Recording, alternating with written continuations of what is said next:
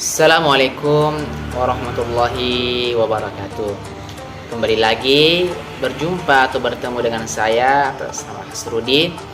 Jadi adik-adik sekalian, teman-teman sekalian, hari ini melalui video pembelajaran ini kita akan mengulas sedikit pembelajaran masalah tentang hewan kurban atau berkurban atau menyembelih binatang sebagai salah satu bentuk beribadah kepada Allah Subhanahu wa taala. Oke. Jadi yang pertama kita masuk dulu dalam sejarah ibadah kurban. Tentu ibadah kurban juga memiliki suatu sejarah yang mesti kita pahami dulu. Kenapa bisa ada penyembelihan atau ibadah berupa berkurban ini? Nah, jadi memang sebenarnya pada dasarnya ibadah kurban ini atau berkurban atau kita mengorbankan harta kita yang kita miliki itu sebenarnya bermula pada Nabi Adam alaihissalam, putranya, untuk memberikan suatu pengorbanan kepada Allah. Nah, kemudian nanti dinamakan istilah berkurban ketika itu pada masa zaman Nabi Ibrahim alaihissalam yang disuruh untuk menyembelih anaknya, namun nanti diganti dengan seekor domba. Nah, itulah asal mula kenapa ada perintah untuk melakukan suatu kurban atau menyembelih hewan binatang ternak. Nah, itu tadi sejarahnya, sejarah singkat. Kemudian yang kedua kita masuk dalam pengertian ibadah kurban.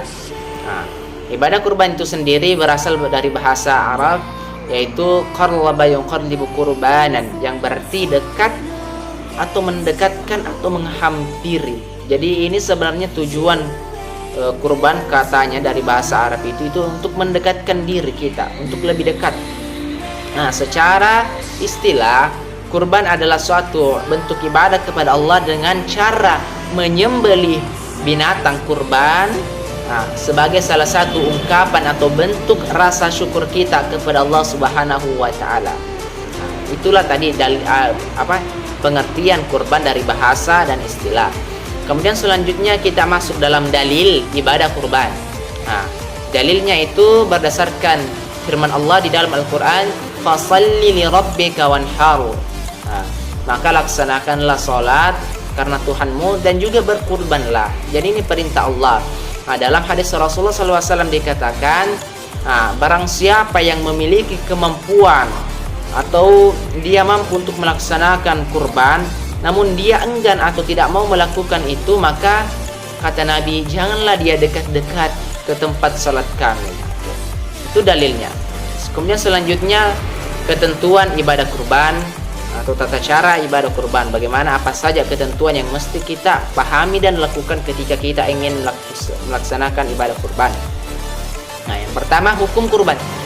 Hukum kurban, para ulama sepakat dia adalah sunnah muakkad, sunnah yang sangat dianjurkan, yang hampir mendekati hukumnya menjadi wajib.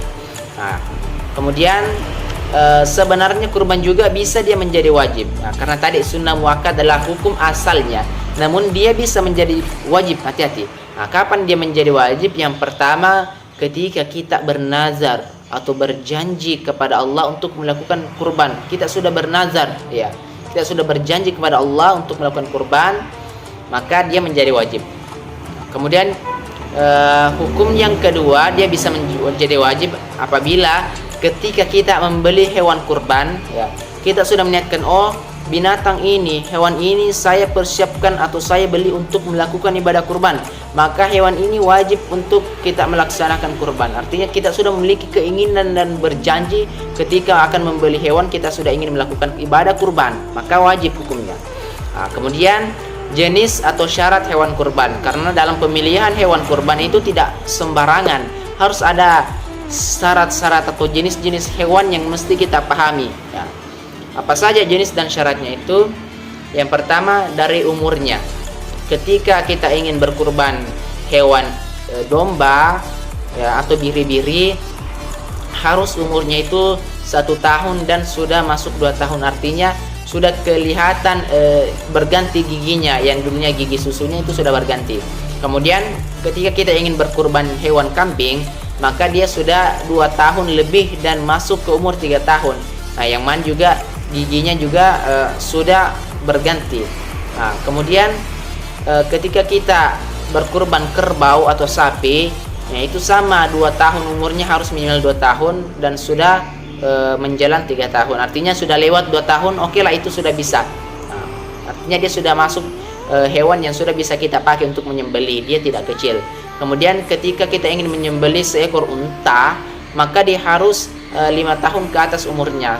Nanti dia menjadi unta yang sudah siap untuk disembelih. Jadi tidak sembarangan, harus ada jenis-jenisnya ya, dan syarat yang mesti kita lalui atau mesti kita lakukan dalam pemilihan hewan kurban tersebut. Nah, kemudian yang terakhir ada kondisi hewan. Nah, kondisi hewan ini penting. Jangan sampai hewan yang kita jadikan kurban adalah hewan yang sangat kurus kerimping, tidak ada dagingnya. Jangan sampai hewannya berpenyakitan, jangan sampai hewannya cacat. Jadi mesti kita memilih yang mana hewan terbaik, yang mana yang paling gemuk, yang mana paling banyak dagingnya yang bisa kita bagikan dan berikan kepada orang lain. Jadi itulah yang menjadi jenis dan syarat. Kemudian yang terakhir adalah waktu penyembelihan hewan kurban, itu setelah melaksanakan salat Idul Adha pada tanggal 10 Zulhijjah, kemudian 3 hari tasyrik di belakangnya, 11, 12